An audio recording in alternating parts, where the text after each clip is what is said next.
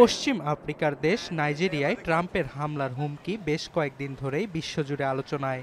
স্থল কিংবা আকাশপথে দেশটিতে হামলার হুমকি মার্কিন প্রেসিডেন্টের। অভিযোগ, নাইজেরিয়া সরকার দেশটিতে সংঘটিত খ্রিস্টান হত্যার যথাযথ বিচার নিশ্চিতে ব্যর্থ হচ্ছে। দ্রুত এসব হত্যাকাণ্ডের বিরুদ্ধে নাইজেরিয়াকে পদক্ষেপ নেয়ার আহ্বানও জানান ট্রাম্প।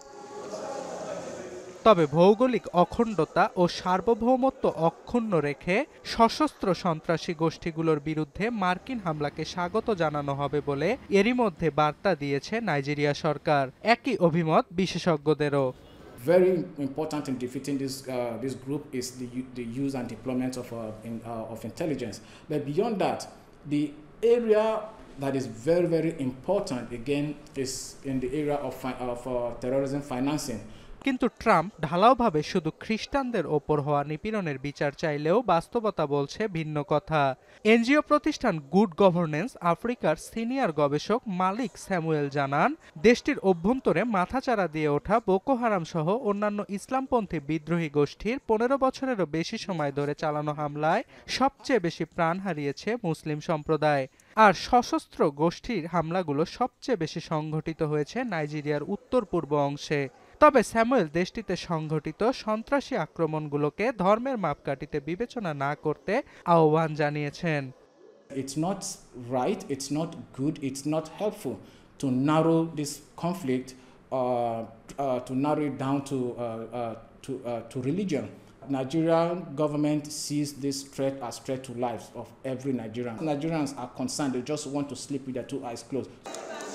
এদিকে নাইজেরিয়ার অভ্যন্তরে কোনো সামরিক পদক্ষেপ নেয়ার আগে যুক্তরাষ্ট্রকে অবশ্যই জাতিসংঘের নিরাপত্তা পরিষদের অনুমতি নিতে হবে বলে জানিয়েছেন জাতিসংঘের এক senior prosecutor. That the matter would be referred to the Security Council of the United Nations and resolutions will be passed if it gets to that stage.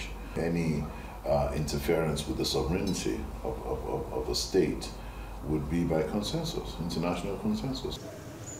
শুধু বোকো হারাম বা অন্যান্য বিদ্রোহী গোষ্ঠী নয়, মধ্য নাইজেরিয়ায় জল ও চারণভূমির অধিকার নিয়ে বেশিরভাগ মুসলিম পশুপালক ও খ্রিস্টান কৃষকদের মধ্যে মাঝে মাঝেই সংঘর্ষের ঘটনা ঘটছে।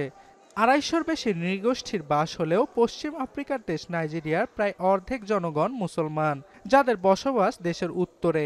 বিপরীতে বিশ্বের ৭ম সর্বোচ্চ জনবহুল এই রাষ্ট্রটির ৪০% খ্রিস্টান, যাদের বসতি দক্ষিণ প্রান্তে।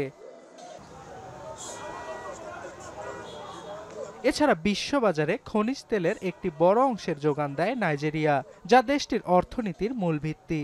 দেশটির দক্ষিণ অংশে, বিশেষত নাইজার নদীর বদ্বীপ অঞ্চলে খনিজ তেল ও প্রাকৃতিক গ্যাসের বিশাল মজুত রয়েছে, যা আগামী কয়েক দশক ধরে ব্যবহারের জন্য যথেষ্ট। অর্ণব প্রসাদ, এখন বিশ্ব।